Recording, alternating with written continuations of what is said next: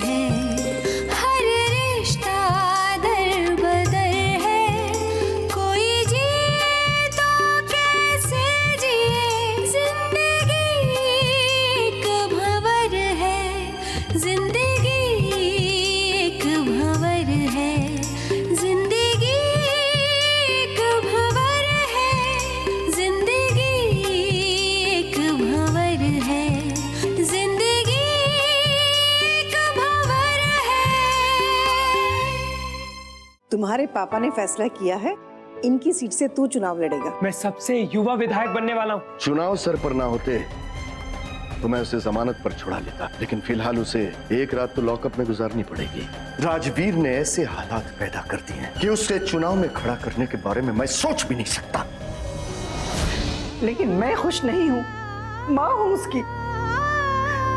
बेटे की खुशी में ही माँ की खुशी होती है, और आप उसे हटाकर उसकी जगह मुझे देना चाहते हैं, मुझे चुनाव में खड़ा करना चाहते हैं आप। हमारे पास कोई रास्ता भी नहीं रहा शारदा। अगर मैं उसे चुनाव में खड़ा करता तो यह मेरी सबसे बड़ी राजनीतिक भूल होती। अरे एक तिनके की तरह उड़ जाता वो तूफान में, और मेरी 20 साल की तपस्या को राजनीतिक भंवर में पहुंचा देगा। बहू, अब तुम ही ने कुछ समझाओ। अरे बड़ी भोली हैं ये, राजनीति के रास्ते नहीं जानती, बड़ी कठिन होते हैं ये रास्ते। इन पर चलकर अपना मकाम बनाना बच्चों का खेल नहीं है शारदा। जनता का विश्वास जीतना पड़ता है, जमीन से जुड़े हुए लोगों के साथ जुड़ना पड़ता है शारदा। और राजवीर में मुझे ये बात नजर ही नहीं आती।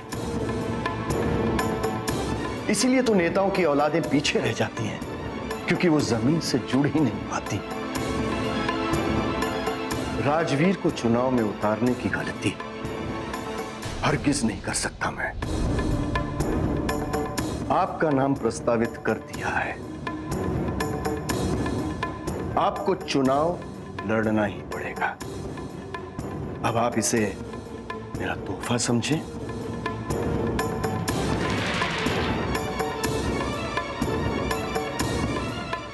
या आदेश।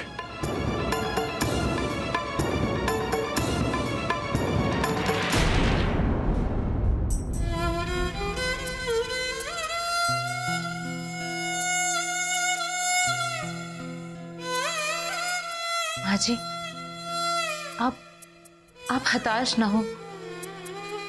शायद इनके भाग्य में इस वक्त राजनीति में प्रवेश करना है ही नहीं। मुझे इस बात का रंज नहीं है बहू कि राजवीर को चुनाव में नहीं खड़ा किया जा रहा है।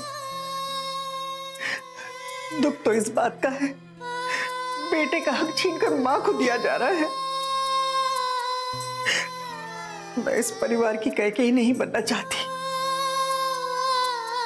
इस भावना को तुम तब समझोगी जब तुम खुद मां बनोगी। कोई भी मां अपने बेटे को तिल तिल तड़पते नहीं देख सकती।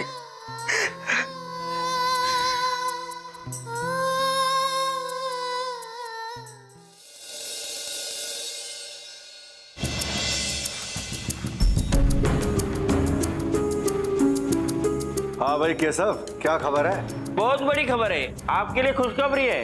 वित्त मंत्री के सुपुत्र गोली चलाने के जुर्म में अरेस्ट हुए।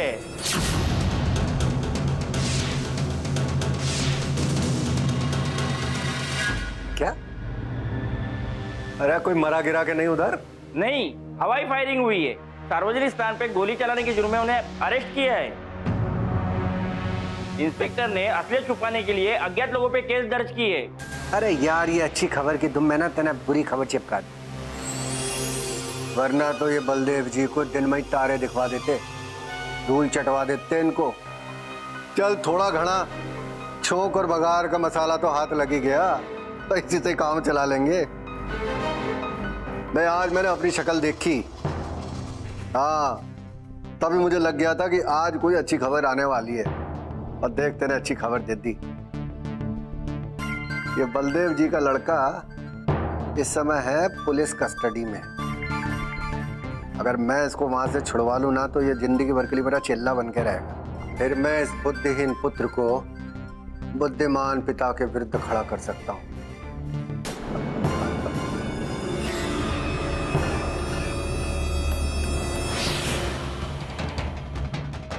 मामले की तह तक जाना पड़ेगा त्यागी जी, और इस बात की जानकारी मुझे ये बलदेव जी के सचिव प्रदीप जी से मिल सकती है।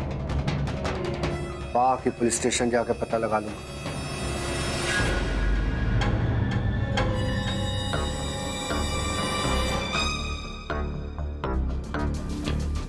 हाँ बोलिए त्यागी जी। प्रदीप जी, ये जी एक बड़ी उड़ते उड़ते खबर सुनी है अपने छोटे भाई राजवीर की।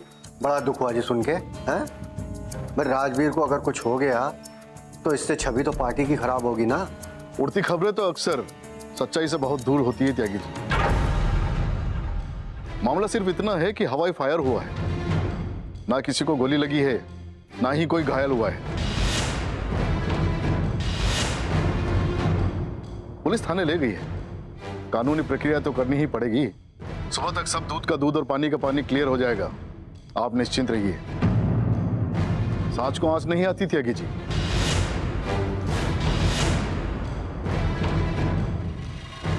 प्रदीप जी, हेलो। प्रदीप जी, इस सांच की जानकारी तो मुझे निकालनी पड़ेगी। सर, सुना है कि वित्त मंत्री जी के साहबजादे ने होटल में गोलीबारी की है।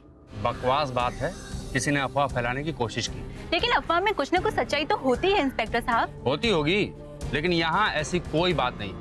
दरअसल लोगों को अफवाह फैलाने में मजा आता है, और लोग तो ये भी अफवाह फैलाते हैं कि यहाँ बम है, जांच करो तो कुछ नहीं होता। लेकिन मुझे फोन पर किसी ने बताया था कि उसने वित्त मंत्री के बेटे को गोली चलाते हुए अपनी आंखों से देखा। उसे बतौर गवाह मेरे सामने पेश किया गया था।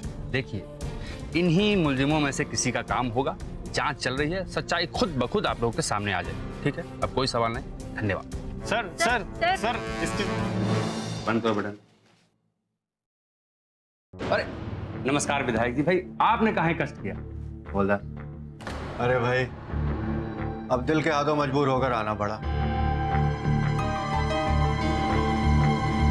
अब छोटा भाई अगर जेल में बंद हो तो बड़े भाई को एसी की ठंडी हवा में नींद आएगी? हाँ? अरे राजवीर भाई, इस बात को आप दिल से सच मानना। एक पिता पद के नशे में चूर होकर हृदयहीन हो सकता है, बड़ा भाई नहीं। कोई मशीन हो तो जांच लो मेरे दिल को।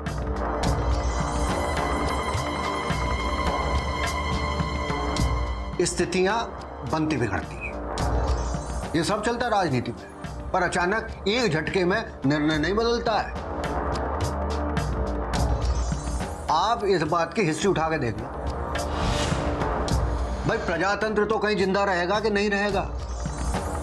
ये ईश्वर त्यागी तो इसी बात को कह रहा है।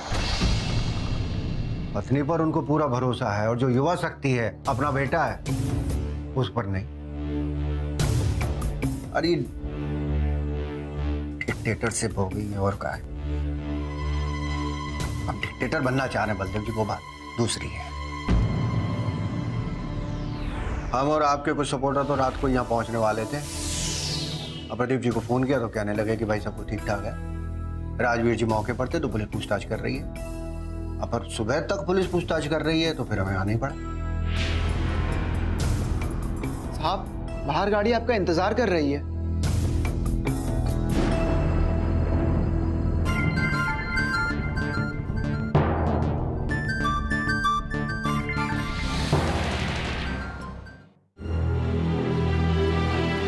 हाँ ठीक है, मैं बात करके देखूंगा।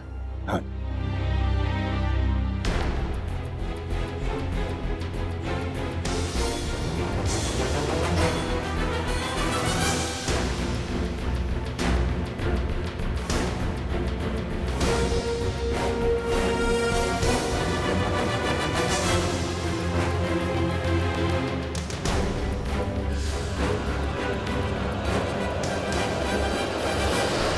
राजनीति में अपना नाम रोशन होने से पहले अपने नाम पर धब्बे लगाने का सिलसिला शुरू कर दिया। अपने इर्द गिर्द के नेताओं के नाम पर लगे हुए धब्बों पर अगर आप ध्यान देंगे ना पापा, तो हम पे लगा हुआ ये हल्का सा धब्बा आपको नजर भी नहीं आएगा। और वैसे भी सारा मामला रफा दफा हो चुका है, तो फिर क्यों ताने मार रहे हैं आप मुझे? सांप निकल चुका है पापा, अब लकीर पे लाठी पीटने से क्या फायदा? राजवीर, बेटा रात भर परेशान होकर आया है, कुछ और तो पूछा नहीं, आते ही डांटने लगी मेरे बेटे को। पूछेंगे कैसे माँ? पापा ने तो मेरे लिए रात भर के लिए पुलिस स्टेशन को रिजर्व करवाया था ना, गर्मी, गंदगी, मच्छरों के बीच रात बिताने के लिए। मैंने अपनी जिंदगी से तुम्हें एक बेहतर जिंदगी दी, एक विधायक बनाना चाहा। मेरे 20 साल के परिश्रम की फसल तुम जिंदगी भर काटते रहते।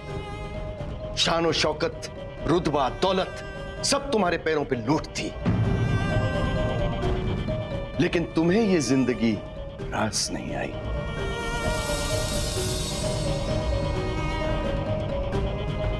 तुमने जो अपने लिए जिंदगी का रास्ता पकड़ा है, वो पुलिस थाने से शुरू होता है,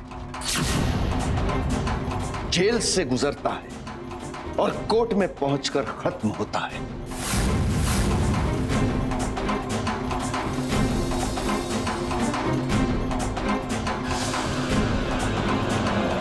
देखा पापा ने कितना लंबा चौड़ा भाषण सुना दिया मुझे।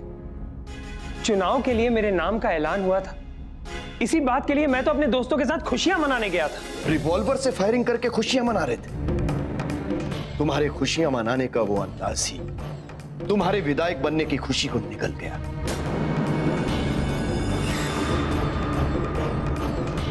मैंने ये फैसला मजबूरी में किया था, लेकिन अब ये फैसला तब बदलेगा जब तुम इसके काबिल बनोगे। अगले इलेक्शन तक पूरे 5 साल हैं तुम्हारे पास, 5 साल।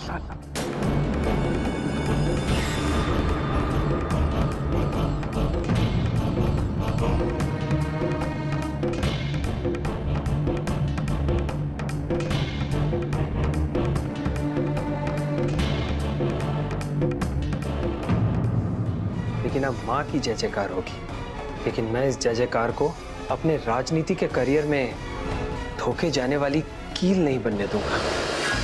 जिंदगी एक भंवर है।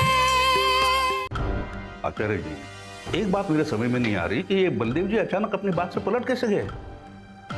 मेरी उनसे क्लियरली बात हुई थी, तब उन्होंने कहा था कि वो चुनाव में अपनी जगह अपने बेटे को खड़ा करेंगे, और अनाउंसमेंट में उन्होंने अपनी पत्नी के नाम की घोषणा कर दी। कहीं ऐसा तो नहीं कि अपने बेटे का नाम उछाल तो दिया, लेकिन परखने के बाद पता चला कि अपना बेटा खोटा सिक्का है और इसलिए अपनी पत्नी के नाम की घोषणा कर दी? भाई अब ये उनकी मर्जी है, अब हम कर भी क्या सकते हैं। अगर करना चाहो ना तो आप काफी कुछ कर सकते हैं, क्योंकि अंतिम फैसला तो आप ही का होगा। क्यों भाई, हम तो वचनबद्ध हैं। ये तो आप भी जानते हैं कि बलदेव जी ने ये शर्त रखी थी कि उनकी सीट जो खाली हो रही है उस पर उन्हीं की पसंद का कोई कैंडिडेट चुनाव लड़ेगा, और हमने उनकी ये शर्त मान भी ली थी। इनको अपने परिवार के अलावा बाहर का कोई कैंडिडेट नजर नहीं आया क्या? हैं? सर, आपको ऐसा नहीं लगता कि ये परिवारवाद को आश्रय दे रहे, बढ़ावा दे रहे? क्योंकि इससे क्या होगा कि हमारे पार्टी की प्रतिमा मलिन हो जाएगी, पब्लिक में गलत संदेश आ जाएगा। लोग तो यही कहेंगे ना कि जो औरत राजनीति की एबीसीडी तक नहीं जानती वो रसोई तो जरूर चला लेगी, लेकिन सरकार। देखिए, ये तो हम अच्छी तरह जानते हैं कि बलदेव जी की पकड़ उस इलाके में बहुत मजबूत है और वो सीट तो निकाल लेंगे। और लोग ये भी तो कह सकते हैं कि बलदेव जी ने घर की महिला को 4 दीवारी से निकालकर राजनीति में लाकर एक बहुत ही बड़ा साहस का काम किया है, और महिलाओं को केवल घरेलू कहकर घर की लक्ष्मण रेखा तक सीमित रखना भी तो घोर अन्याय है। और आज तो हर क्षेत्र में महिलाएं सफलता के नए कीर्तिमान स्थापित कर रही हैं।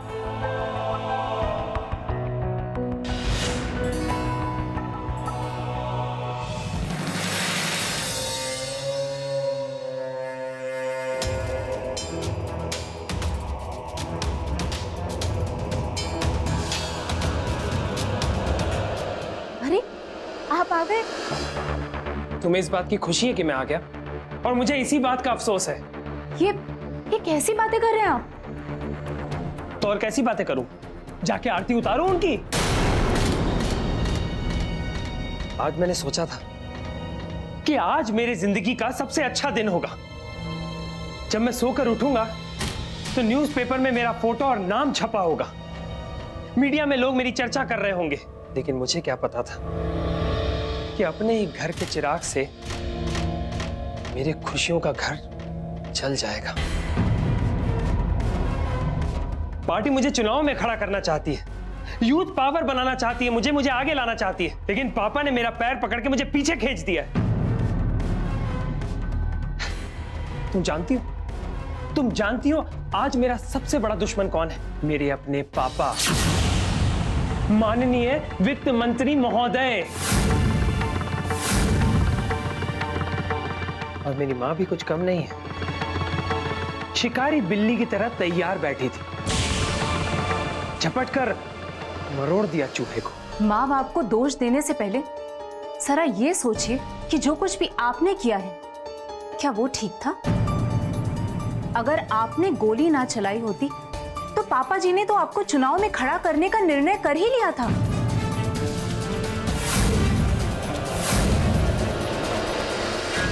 अरे हमने तो हवा में फायर किया था, लेकिन पापा ने तो हमारे भविष्य को ही लहूलुहान कर दिया। तुम्हें ये सब क्यों नहीं दिखाई दे रहा है? पता नहीं किस जन्म का बैर निकाल रहे हैं मुझसे। जन्म देने वाले माँ बाप अपनी संतान के कभी बैरी नहीं होते। आखिर खून का रिश्ता जो होता है उनसे। खून का रिश्ता, सफलता का नशा ही कुछ ऐसा होता है, वो खून के रिश्ते को भी भुला देता है। आज मेरे नाम की रैलियां निकल रही होती, जय जयकार हो रही होती मेरी, लेकिन अब मां की जय जयकार होगी। लेकिन मैं इस जय जयकार को अपने राजनीति के करियर में धोखे जाने वाली कील नहीं बनने दूंगा। राजवीर, लेकिन मैं बलदेव जी को ऐसी स्थिति में ला दूंगी कि लोग कहेंगे कि ऐसे आदमी की ऐसी स्थिति के पीछे भी एक औरत का ही हाथ है। जिंदगी एक भंवर है।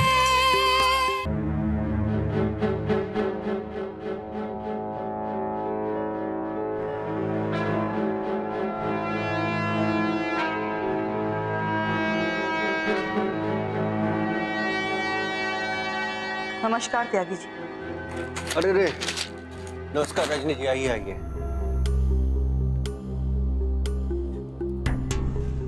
क्या बात है रजनी जी, आज आपके तेवर कुछ बहुत बदले बदले नजर आ रहे हैं।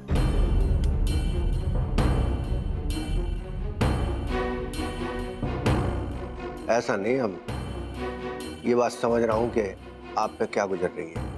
आप पर जो गुजर रही है ना, उसे पार्टी का हर कार्यकर्ता समझ रहा है। भाई ये बात तो सबको पता थी कि बलदेव जी स्वार्थ के पुतले हैं, और इतने बड़े पुतले हैं कि अपने काम के लिए अपने ही किसी कार्यकर्ता की, और वो भी आप जैसे कार्यकर्ता की बलि चढ़ा देंगे।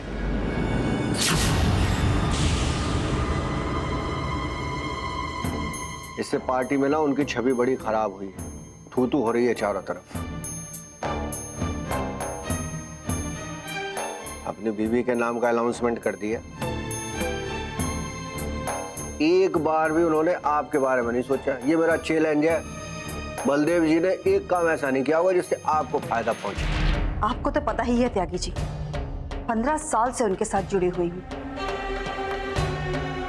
रात दिन एक कर दिया उनको इस मुकाम तक लाने के लिए, यहां तक कि अपने आत्मसम्मान और अपने स्वाभिमान की भी परवाह नहीं की, केवल ये सोचकर कि एक दिन ऐसा आएगा जब मुझे मेरे इस त्याग का प्रतिफल मिलेगा, मुझे पार्टी के टिकट से चुनाव लड़ने का अवसर मिलेगा।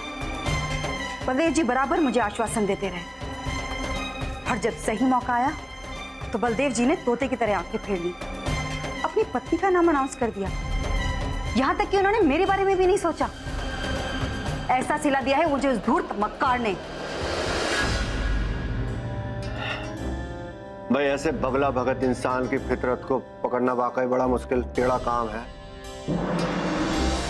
आप ठहरी एक शरीफ कार्यकर्ता, अरे जुबान हिलाने की देर थी, आपका नाम हो जाता प्रपोज, पर नहीं किया। एक बात बताओ रजनी जी, आपको दिमागी बात यह है कि बीते हुए जीवन की धड़कनों को गिनना बंद करो और वर्तमान में जो सांसें चल रही उनकी रक्षा करो।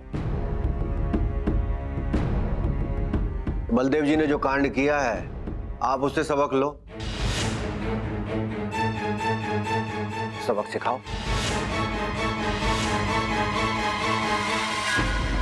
वो कहते हैं ना त्यागी जी, हर मर्द की सफलता के पीछे एक औरत का हाथ होता है, लेकिन मैं बलदेव जी को ऐसी स्थिति में ला दूंगी कि लोग कहेंगे कि ऐसे आदमी की ऐसी स्थिति के पीछे भी एक औरत का ही हाथ है।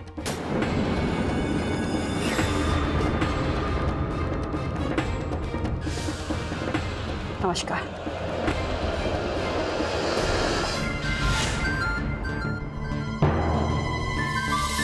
हम शारदा जी को ये लड्डू भोग नहीं लेने देंगे। उनको ये चुनाव हारना ही होगा, भले उसके लिए हमें साम दाम दंड भेद इसका ही प्रयोग क्यों न करना पड़े। जिंदगी एक भंवर है। शारदा देवी आगे बढ़ो, शारदा देवी आगे बढ़ो, शारदा देवी आगे बढ़ो, शारदा देवी आगे बढ़ो। क्या बात है त्यागी जी? प्रणाम सर। बैठो बैठो, प्रणाम प्रणाम। क्या हो रहा है? ओहो हो, शारदा जी की रैली देखने का लुत्फ उठा रहे आप?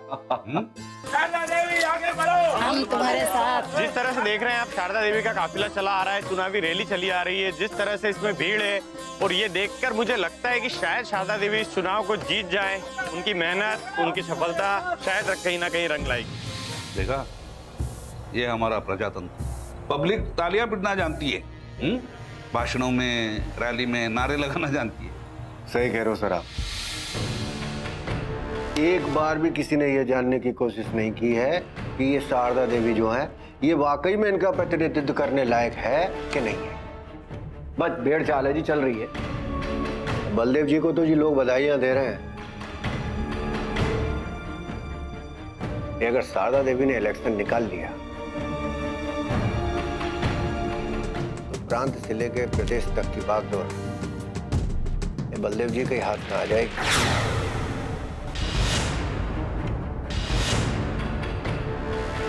इनके दोनों हाथों में होंगे लड्डू। इनके लिए तो मीठे होंगे, लेकिन हमारे लिए बड़े जी तीखे पड़ेंगे। हम शारदा जी को ये लड्डू भोग नहीं लेने देंगे। उनको ये चुनाव हारना ही होगा, भले उसके लिए हमें साम दाम दंड भेद इसका ही प्रयोग क्यों न करना पड़े।